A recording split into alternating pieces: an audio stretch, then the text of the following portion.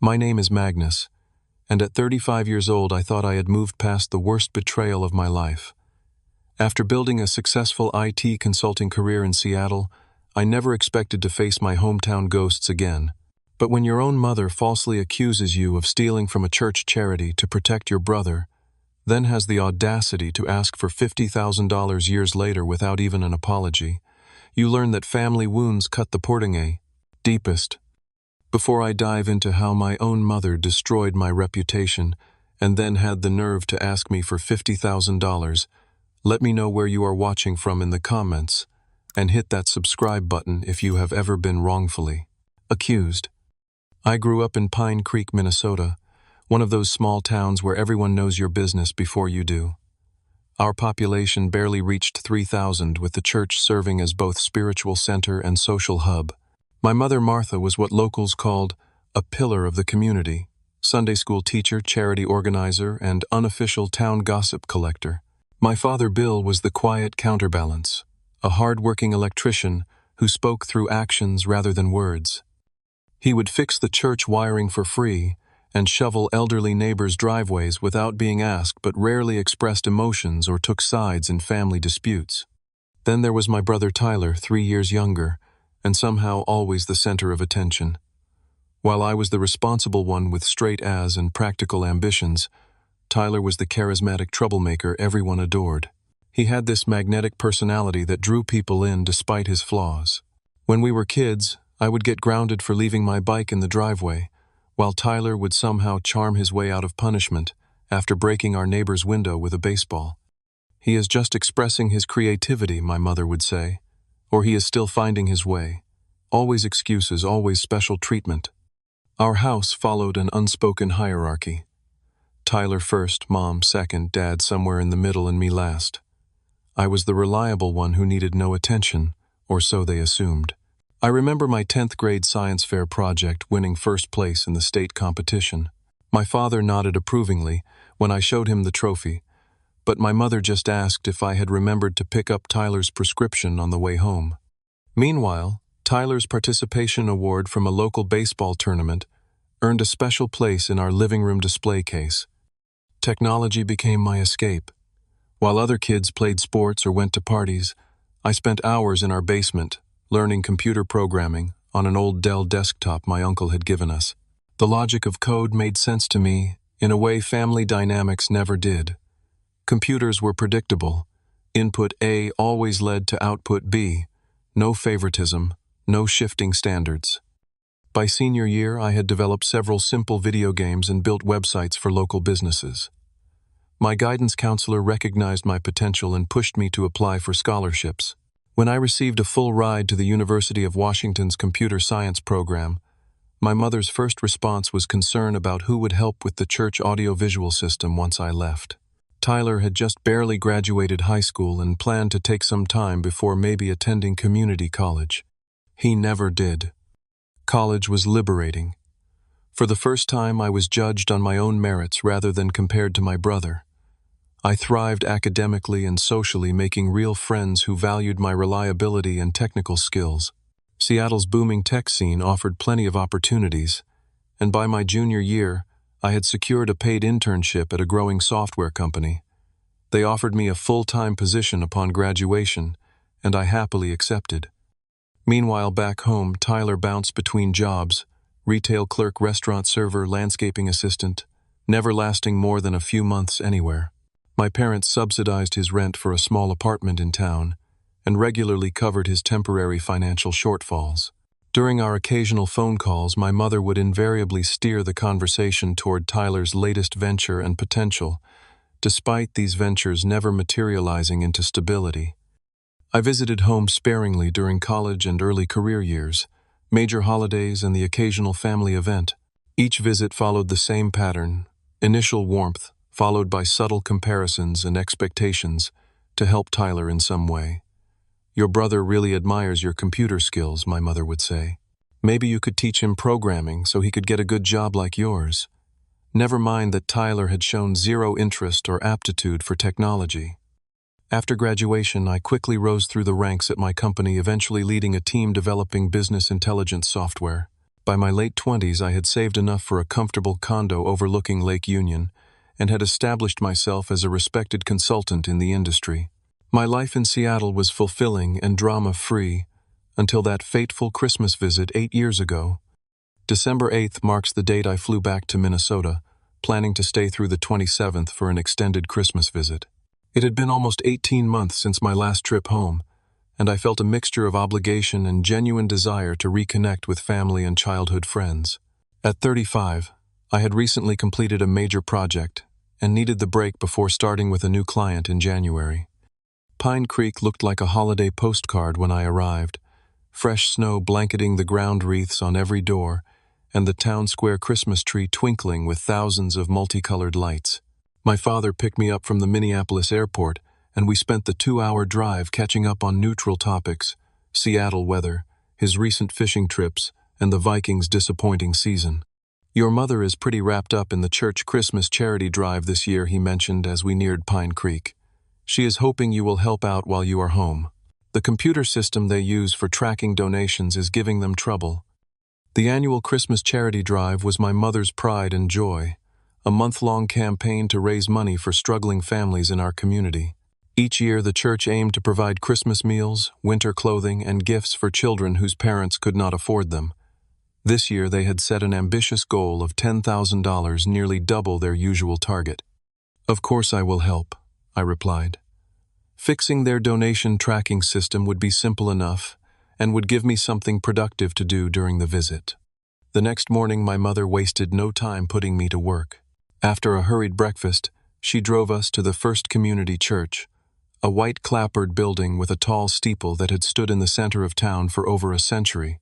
Inside, the fellowship hall had been transformed into charity drive headquarters with volunteers sorting donated toys, folding clothes, and preparing food baskets. "Magnus is here to fix our computer problems," my mother announced to the room. Several church members I had known my entire life came over to greet me with varying degrees of warmth. Pastor Griffin, a kind man in his 60s, who had baptized me as an infant, gave me a genuine welcome. "Your mother tells us you are some kind of computer genius now," he said with a smile. "We sure could use your help with our donation spreadsheets. Mrs. Henderson keeps accidentally deleting rows." Mrs. Henderson, the elderly church secretary, looked embarrassed. "Technology and I have never seen eye to eye," she admitted, showing me to a dated desktop computer in the church office. I spent that first day updating their tracking system, creating a simpler interface that would prevent accidental deletions and automatically calculate totals. I also showed Mrs. Henderson basic spreadsheet functions and left written instructions for future reference. By late afternoon, they had a functional system that even the most technologically challenged volunteer could navigate. "This is wonderful," Pastor Griffin said when I demonstrated the updated system. "Now we can focus on reaching our goal instead of fighting with the computer." Throughout that day, and the next few, I noticed Tyler was conspicuously absent from the volunteer roster, despite my mother frequently mentioning his commitment to the church. When he finally appeared at a collection event 3 days into my visit, something seemed off about his behavior. He arrived in a new North Face jacket I knew he could not afford on his sporadic income from bartending at the local tavern. When Mrs. Palmer, one of the wealthier church members, handed him a check for $500, I noticed how quickly he stuffed it into the donation envelope without recording it in the system I had created. "Tyler, you need to log that donation," I reminded him. "Right, sorry," he muttered, looking annoyed as he reluctantly entered the information. Later that evening, I saw him at the town's only decent restaurant buying rounds of drinks for friends. When I asked him about it at home, he shrugged it off. "Just picked up some contracting work, helping Bradley Harris renovate his basement," he explained vaguely. "Figured I deserved to celebrate a little." I knew Bradley Harris, and he was not the type to pay generously for unskilled labor, especially not enough for expensive jackets and nights out. Something did not add up, but I dismissed my suspicions. Tyler had always found ways to live beyond his means, usually through our parents' generosity. The charity drive intensified as Christmas approached. Cash donations flowed in alongside checks, gift cards, and physical items. The money was counted each evening by 2 volunteers for accountability recorded in my tracking system, and stored in a lockbox in Pastor Griffin's office until the daily bank deposit. I volunteered for counting duty several times, paired with different church members, including my mother and Mrs. Henderson. On December 21st, just 4 days before Christmas, I was helping Pastor Griffin and my mother count the day's substantial donations when we made a disturbing discovery. According to my tracking system, we should have had approximately $4,200 in the lockbox awaiting deposit. Instead, we counted only $3,400. That cannot be right, my mother said, recounting the stacks of bills. We must have made a recording error. I double-checked the system, reviewing each entry. Everything is logged correctly, I confirmed. There should be $800 more than what we are seeing. Pastor Griffin looked troubled. Let us check the office for any envelopes we might have missed, he suggested, but a thorough search revealed nothing. I do not want to jump to conclusions, he said finally, but it appears some money has gone missing. We should keep this quiet for now while we investigate.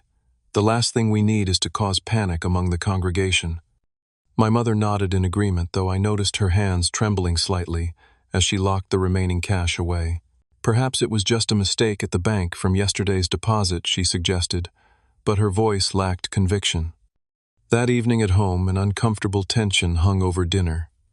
My father, sensing something was wrong, asked about the charity drive's progress. We had a small discrepancy in the counts today, my mother said carefully. Pastor Griffin is looking into it. Tyler, who had arrived late and missed most of the meal, perked up at this.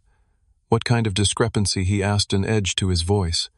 Just some confusion with the numbers, my mother replied quickly. Nothing to worry about. But the way she avoided eye contact with everyone at the table told me she was more concerned than she wanted to admit. And the way Tyler immediately relaxed and changed the subject made me wonder if my earlier suspicions had merit after all. 3 days before Christmas, I received a text from Pastor Griffin asking me to come to the church for an emergency meeting regarding the charity drive. I assumed they wanted my help tracking down the accounting error, or perhaps improving the security of the donation storage. What I walked into instead would forever change my relationship with my family and community. The pastor's study was somber when I arrived. Pastor Griffin sat behind his desk looking grave. My parents occupied 2 chairs to his right, my father staring at the floor, my mother clutching a tissue with reddened eyes. 3 church elders I had known since childhood sat along the wall, their expressions a mix of disappointment and judgment. The only person conspicuously absent was Tyler. Please sit down, Magnus, Pastor Griffin said, gesturing to the lone empty chair facing his desk. The arrangement felt unsettlingly like a tribunal with me in the defendant's seat. What is going on? I asked, glancing between their serious faces. Pastor Griffin cleared his throat. We have been investigating the missing funds from the charity drive, he began. $800 is a significant amount that would have provided Christmas for several families in need. I nodded in agreement. Have you figured out what happened to it? The room fell silent until my mother spoke, her voice barely above a whisper. I found something in your room this morning. The statement hit me like a physical blow. My room. What were you doing in my room? She could not meet my eyes. I was putting away your laundry and I found evidence. Evidence of what I demanded, though a sickening realization was already forming. My mother reached into her purse and pulled out a small envelope. $300 in cash hidden in your suitcase, she said, placing it on the pastor's desk, and a receipt for a new watch purchased yesterday. I stared at the envelope in disbelief. That is my money that I brought from Seattle for Christmas gifts. The watch was for Dad. I turned to my father, who still would not look at me. Dad, you cannot seriously believe I would steal from the church. Pastor Griffin intervened. Magnus, your mother also mentioned seeing you near the office alone on Tuesday evening when everyone else was at the choir rehearsal. I was fixing the printer driver. Mrs. Henderson asked me to look at it because it was not connecting properly. I turned to my mother in disbelief. You know that. You saw me working on it. My mother finally looked up, tears streaming down her face. I want to believe you, Magnus. But the evidence, and you have been acting strangely this visit, asking questions about the donation handling. I was trying to help secure the system, I protested, my voice rising with frustration. This is insane.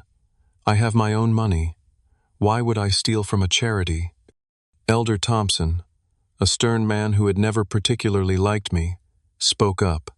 Pride comes before a fall, young man. Sometimes even good people give in to temptation. I could not believe what was happening. Where is Tyler? I demanded. Has anyone checked his new jacket or asked how he is suddenly buying drinks for everyone in town? My mother's face hardened. Do not try to shift blame to your brother.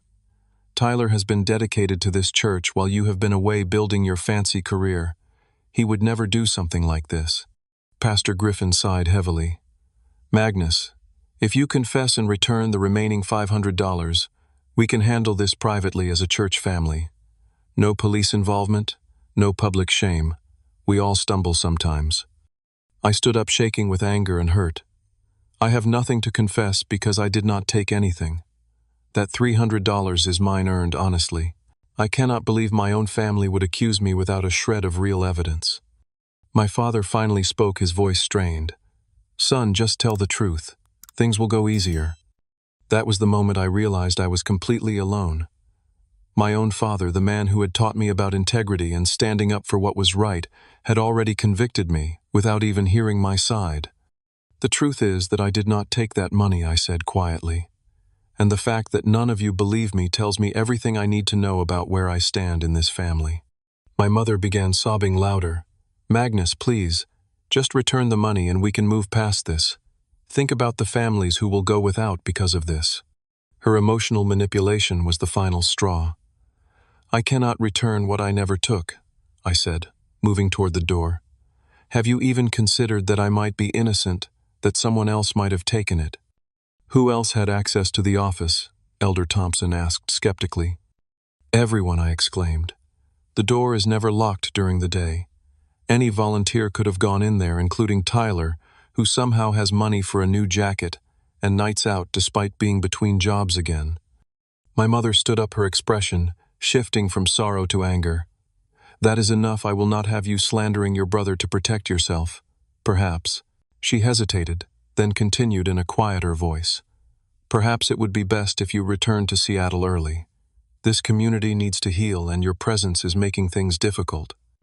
I looked around the room at these people who had known me my entire life, who had watched me grow up, attend Sunday school, volunteer countless hours, and saw nothing but judgment and condemnation. Not one person was willing to consider my innocence.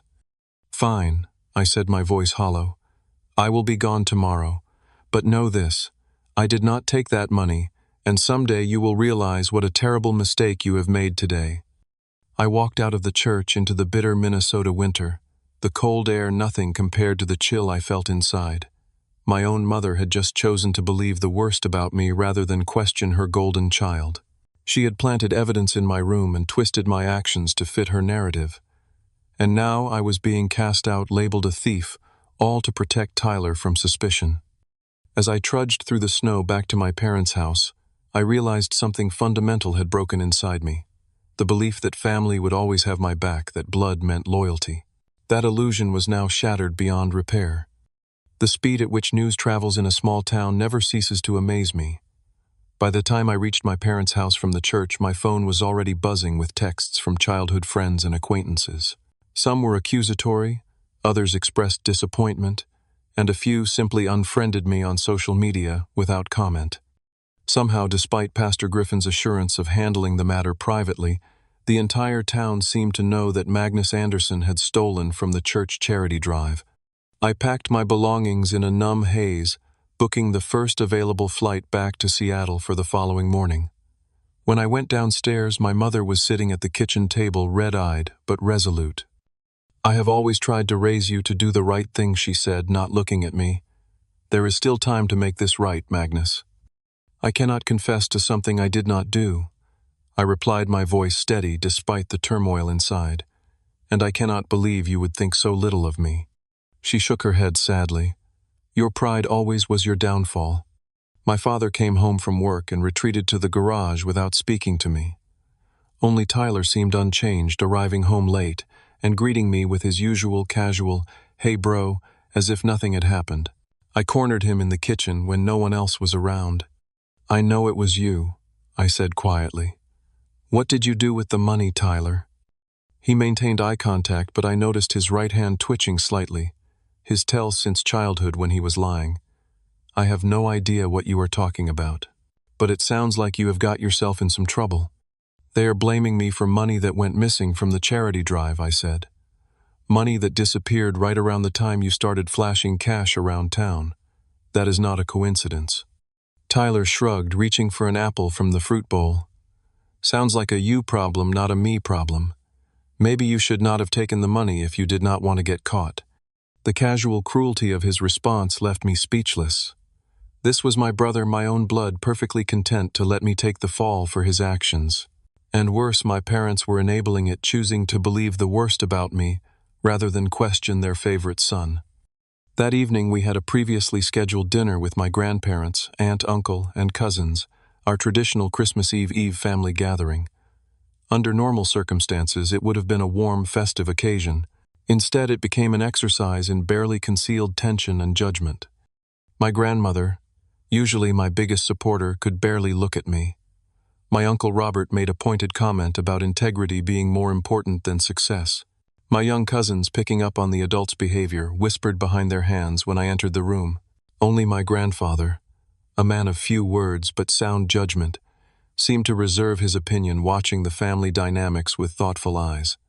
Midway through dinner, my Aunt Barbara asked about the charity drive's progress.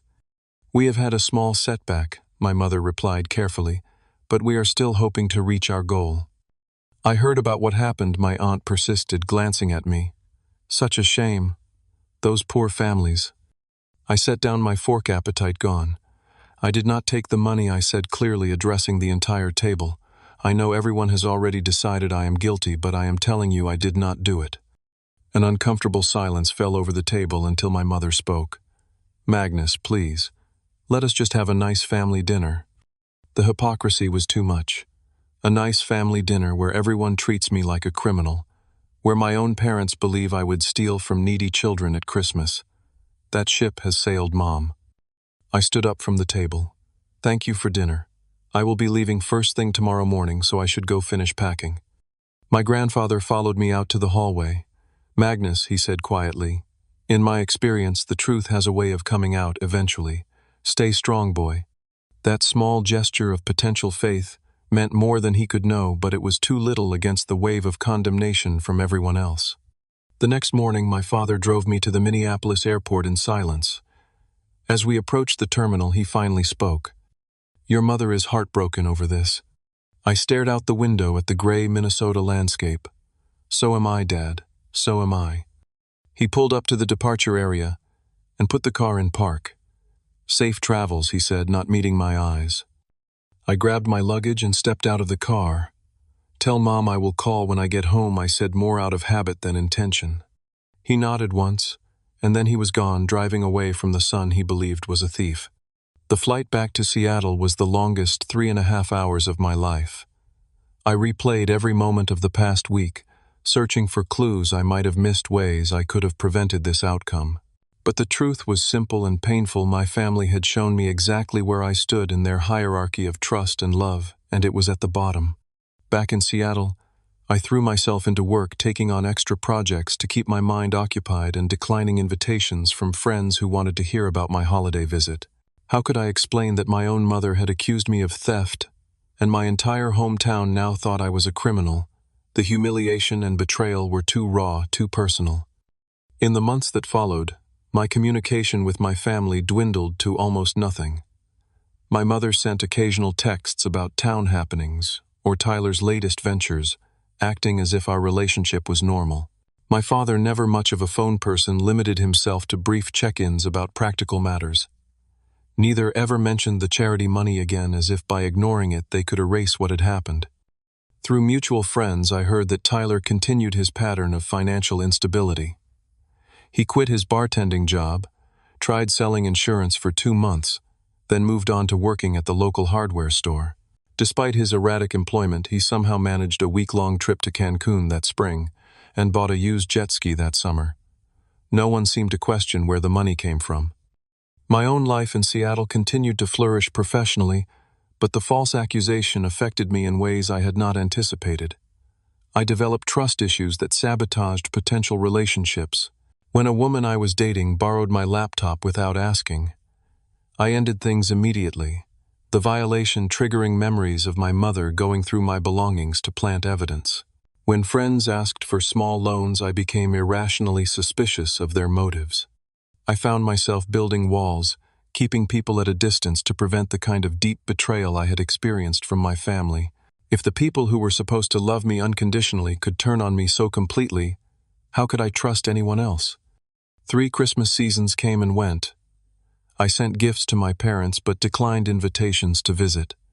Pine Creek and its judgmental community had nothing to offer me but painful memories. I had created a new life in Seattle, one built on my own terms where people knew me for who I truly was, rather than through the distorted lens of family dynamics and small-town gossip. But the unresolved injustice continued to fester beneath the surface, a wound that would not fully heal until the truth finally came to light.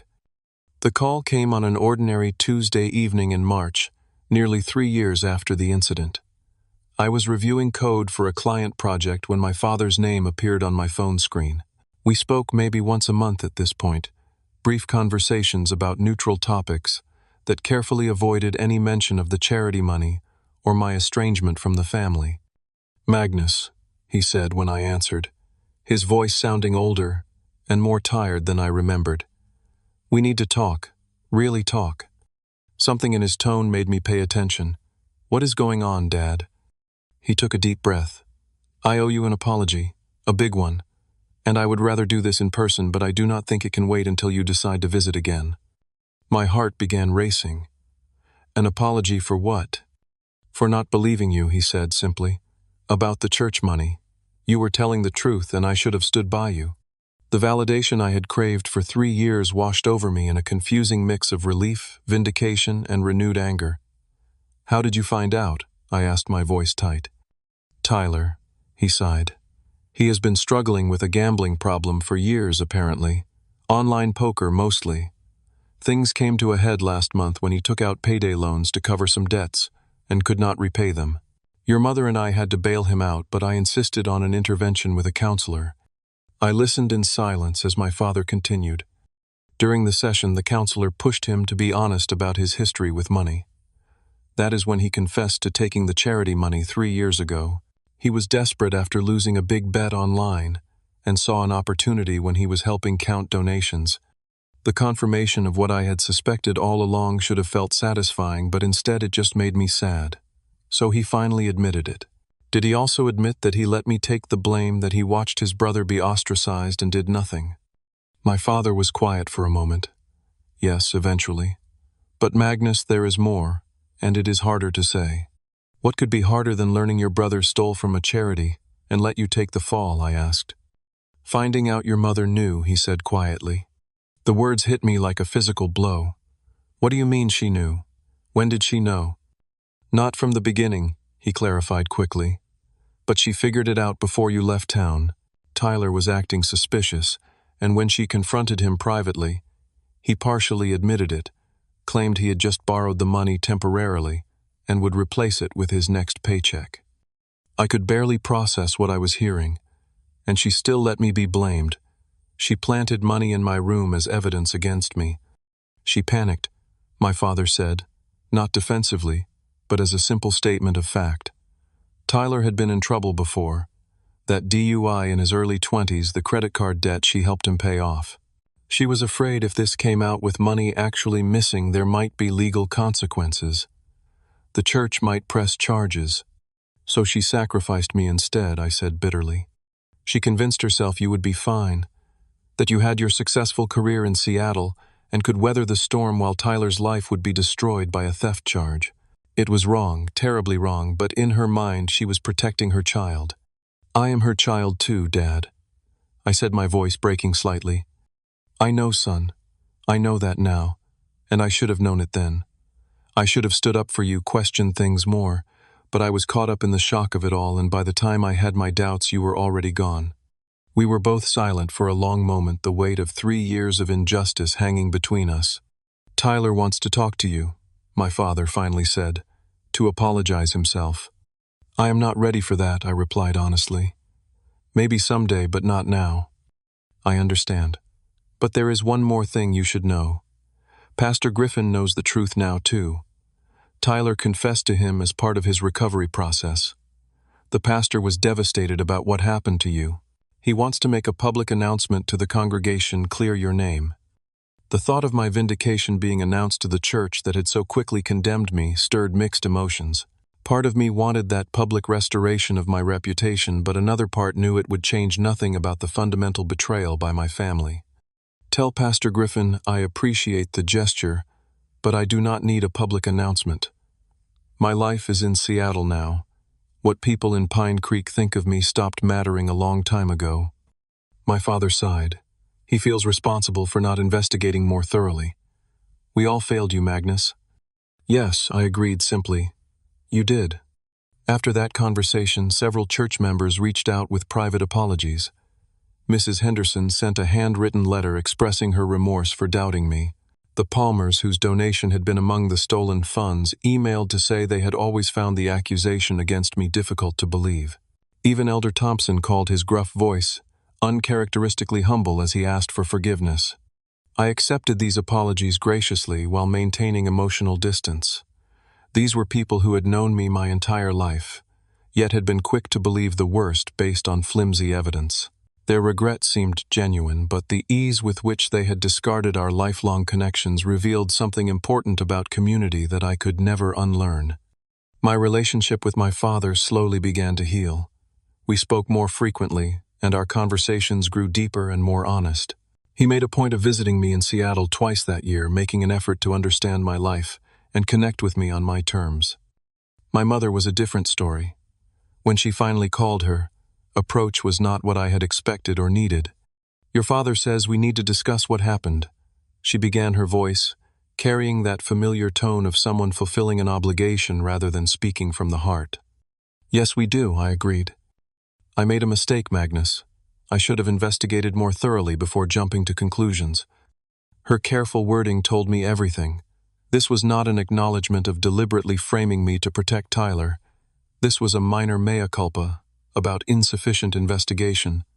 "That is not what happened, Mom, and we both know it," I said firmly. "You knew it was Tyler before I left town. You chose to protect him by sacrificing me."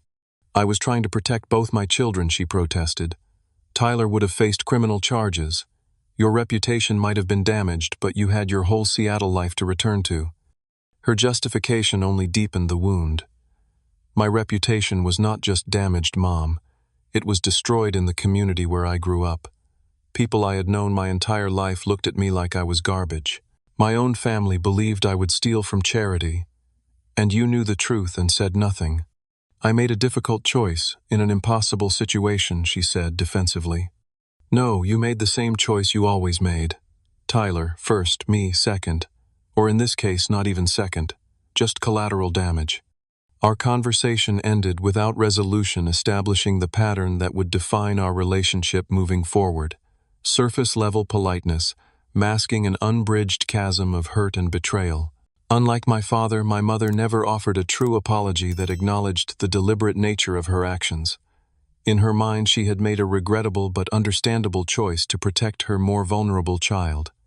As for Tyler, I eventually agreed to a phone call 6 months after learning the truth. His apology seemed rehearsed part of a recovery program step, rather than genuine remorse. "I was in a really bad place back then," he explained. "The gambling had taken over my life and I was not thinking clearly. I never meant for you to take the blame." "But you let it happen," I pointed out.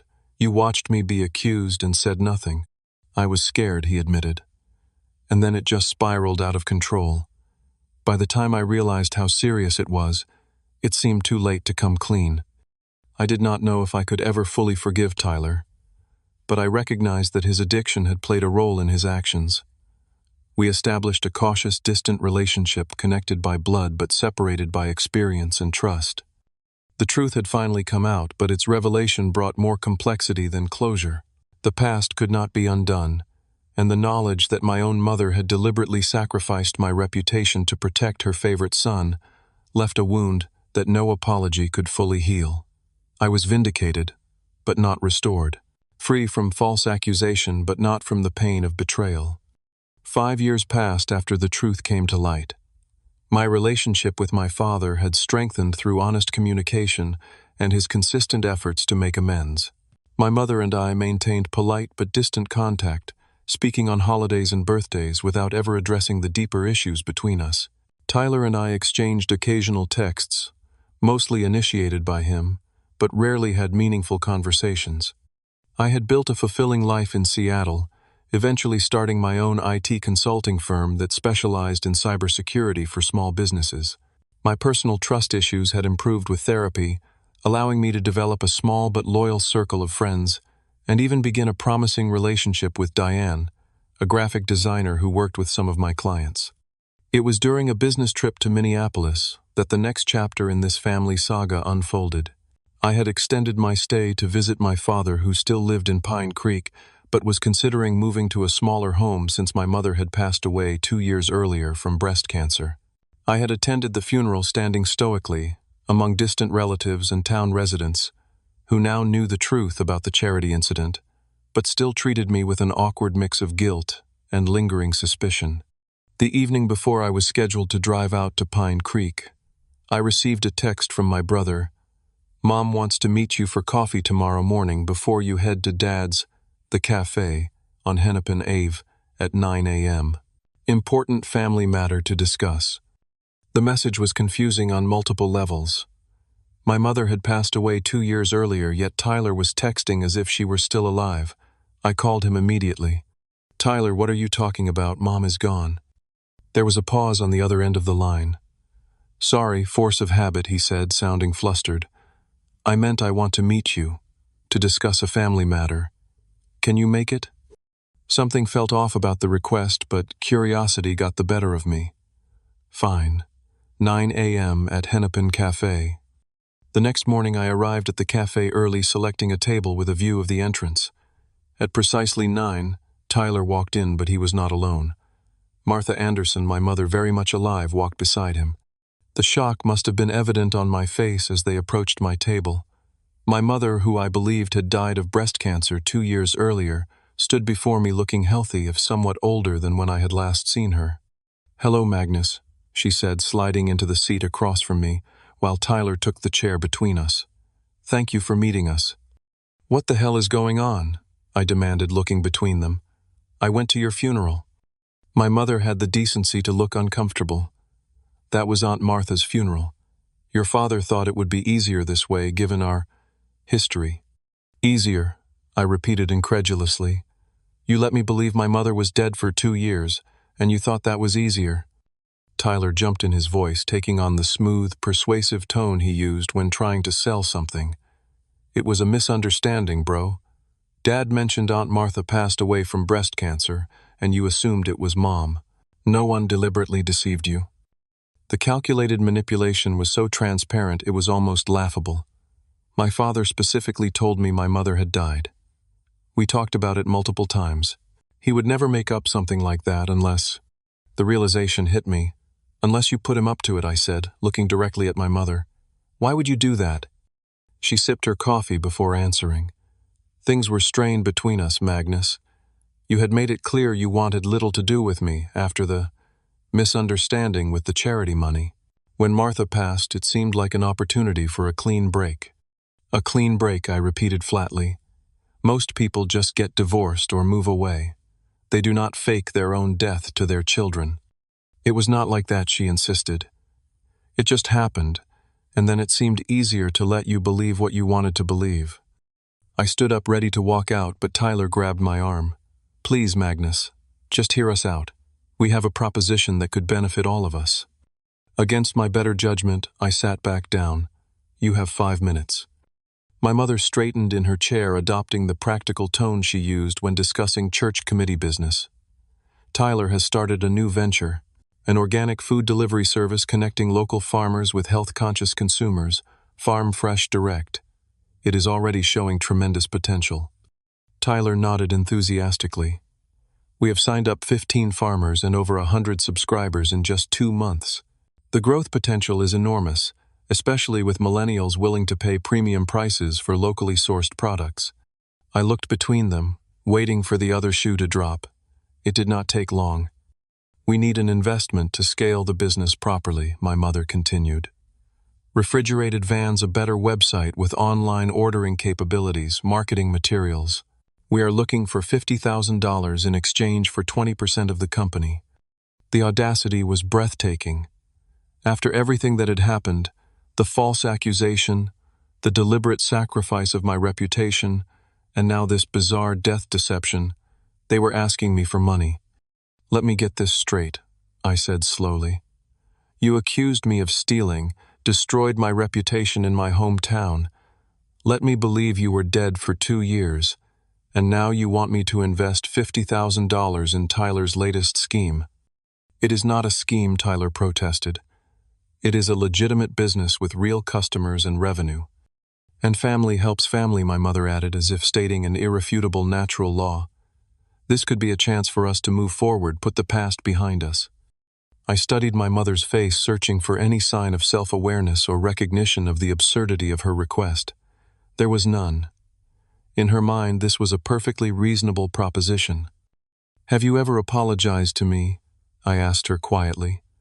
"A real apology, not an explanation or justification for what you did regarding the charity money." She shifted uncomfortably. "I made a mistake in how I handled things. We all did things we regret during that difficult time." "That is not an apology, Mom. Do you even remember what you did? You planted evidence in my room. You told everyone at church I was a thief. You chose to protect Tyler at my expense, knowing he was guilty and I was innocent." "That was a misunderstanding from a long time ago," she said dismissively. "I think it is time we all moved past it." Her response confirmed what I had always suspected but never wanted to believe. My mother felt no genuine remorse for her actions. In her mind, her choices had been justified by her desire to protect Tyler, and my pain was simply collateral damage. I stood up again, this time with finality. "I need to think about this," I said, not because I was actually considering their investment proposal, but because I needed space to process the surreal encounter. "That is understandable," my mother nodded, misinterpreting my response as potential interest. "We can send you the business plan and financial projections. The return on investment could be substantial." Tyler pulled out a glossy folder from his messenger bag. "All the details are in here. Take your time, but not too much time. We have other potential investors interested." I took the folder, automatically too stunned by the entire situation to refuse. "I will be in touch," I said vaguely, then turned and walked out of the cafe into the bright Minneapolis morning, my mind reeling from what had just occurred. My mother was alive. She and Tyler had deliberately maintained this deception for 2 years, and now they wanted my money without a hint of genuine remorse for past betrayals. The calculated nature of it all was staggering. As I drove to my father's house in Pine Creek, a new understanding began to form. This was not just about the charity money anymore. This was about a fundamental disconnect in how my mother and brother viewed relationships and responsibility. In their world, past actions had no bearing on present requests. Loyalty was expected but not earned, and family obligation trumped personal accountability every time. The conversation I needed to have with my father had just become much more complicated. The drive to Pine Creek gave me time to process the shocking revelation that my mother was alive and the audacious request for $50,000. By the time I pulled into my father's driveway, my initial shock had transformed into a calm, clear sense of purpose. This unexpected encounter had finally provided what years of distance had not: the opportunity for true closure. My father was waiting on the porch, his weathered face breaking into a smile when he saw my car. The smile faded quickly when he saw my expression. "You know," he said simply. I nodded, taking a seat beside him on the porch swing that had hung there since my childhood. I just had coffee with a ghost and her loyal sidekick. Quite the family reunion. He sighed heavily, passing a hand over his face. "I never wanted to lie to you, Magnus. After what happened with the charity money, I promised myself I would always be honest with you. But Martha, she has a way of convincing people to do things against their better judgment." "Why did you go along with it?" I asked. not accusatory but genuinely curious. "She left me," he said quietly, "right after Tyler confessed about the charity money, said she could not handle the shame of facing you or the community once the truth came out. She moved to Minneapolis to live with her sister, the real Martha, who did die of breast cancer. When you called asking about your mother, I took the coward's way out. It seemed easier than explaining she had abandoned us. The pieces were falling into place, and now she and Tyler want $50,000 for his organic food delivery business." My father snorted. "Farm Fresh Direct. That business has been struggling since day one. The farmers keep quitting because Tyler pays late and customers are canceling because deliveries are inconsistent. Your mother is trying to save it with an injection of cash." "My cash," I clarified. "Your cash," he agreed, "though I am surprised they asked for only $50,000. Last I heard they were underwater by at least twice that amount." We sat in silence for a moment, the porch swing creaking gently beneath us. "I am sorry, son," my father said finally. "For all of it. For not believing you back then. For lying about your mother. For not being the father you deserved." Unlike my mother's dismissive non-apologies, my father's words carried the weight of genuine remorse. "I know, Dad, and I forgive you." The next morning, I called my therapist in Seattle for an emergency virtual session. Dr. Melissa Chen had been helping me work through my family issues for the past 4 years, and if anyone could provide perspective on this bizarre situation, it was her. "They faked her death, and then asked you for money," she repeated after I explained the situation. "That is certainly a new one in my practice." "What do?" I asked. "Part of me wants to just cut all ties completely. Another part wants to give them the money with strings attached, like requiring a real apology. And a small, petty part wants to expose the whole death deception to everyone back in Pine Creek." Dr. Chen nodded thoughtfully. "Those are all understandable reactions. But before you decide, ask yourself, what outcome would bring you peace? Not satisfaction or vindication, but genuine peace." I considered her question carefully. I want to be free of this cycle. The guilt, the manipulation, the constant drama. I want to move forward without burning bridges, but also without being vulnerable to more exploitation. "Then I think you know what to do," she said simply. That evening I composed a careful email to my mother and Tyler. "After consideration, I have decided not to invest in Farm Fresh Direct. While I wish you success with your venture, I do not believe a business partnership would be healthy for our already complicated family dynamic. Mom, I am still processing the fact that you allowed me to believe you were dead for 2 years. That deception, combined with the unresolved issues surrounding the charity money accusation, has damaged my ability to trust you in financial or personal matters. Tyler, I hope you find the support you need for your business and your recovery. I believe you have potential when you apply yourself honestly. I am not closing the door on our family relationship entirely, but I am establishing boundaries. Any future relationship must be built on honesty and mutual respect, not obligation or manipulation. I am open to conversation when you are ready to engage on those terms. Magnus." I sent the email and then blocked both their numbers on my phone. Not permanently, but as a temporary measure to give myself space to heal, without immediate pressure for a response. My father supported my decision completely. "It is about time someone in this family stood up to her," he said when I showed him the email. "I spent 35 years trying to keep the peace at my own expense. Do not make the same mistake." A week later, back in Seattle, I received word through my father that Tyler's business had indeed failed. The farmers had organized and pulled out en masse after discovering he had been marking up their products far beyond the agreed percentages. My mother had apparently moved to Florida to live with another relative, distancing herself from the fallout. Rather than feeling vindicated by their failure, I felt a strange sense of liberation. Their problems were no longer my responsibility or concern. I had set a boundary and held it, breaking the dysfunctional pattern that had defined our relationship for decades. In the months that followed, I channeled my energy into positive directions. The experience had given me insight into how small businesses could be vulnerable to financial mismanagement and fraud. I developed a specialty within my consulting firm, focusing on financial security systems for small agricultural businesses and local food networks. The irony of transforming my family trauma into a successful business niche was not lost on me. I also established a small charitable foundation that provided technology education scholarships for young people from rural communities. The first recipient was a promising student from Pine Creek, recommended by Pastor Griffin, who had remained in touch since the truth about the charity money came to light.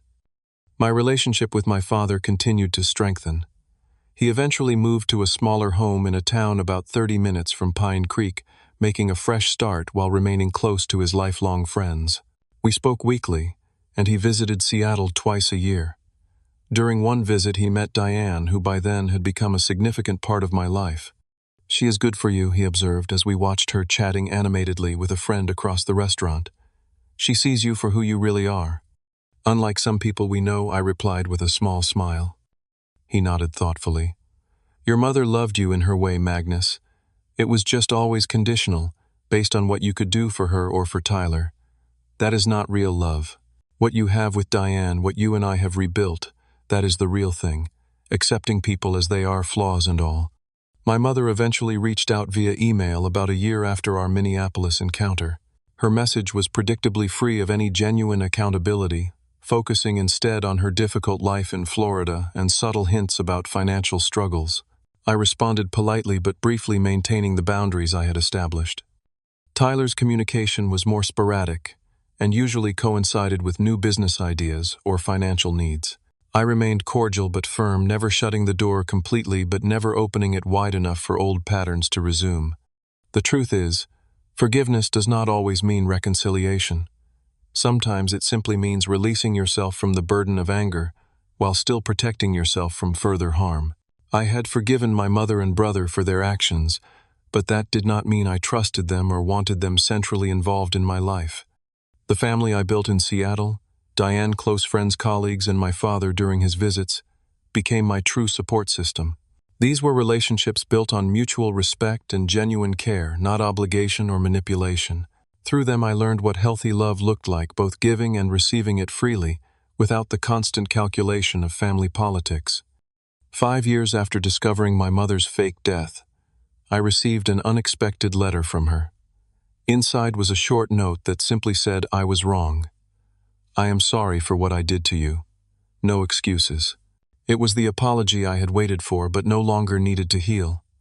I appreciated it nonetheless, recognizing that it represented growth on her part, however belated. The greatest lesson from this long, painful journey was learning to value myself enough to establish boundaries. The child who had accepted being second best, who had craved approval and acceptance at any cost, had grown into a man who understood his own worth, was not determined by others' perceptions or treatment. That charity drive accusation, as painful as it was, had ultimately forced me out of a toxic family dynamic and into building a life on my own terms. The $50,000 investment request, with all its audacity, had given me the perfect opportunity to finally break free from patterns of guilt and obligation. Today I can look back on it all with a sense of peace rather than anger. I still have moments of sadness for what might have been with a different kind of family, but I no longer yearn for their approval or acceptance. I have found my place in the world, surrounded by people who value honesty, respect boundaries, and love unconditionally. Have you ever had to set difficult boundaries with family members who took you for granted?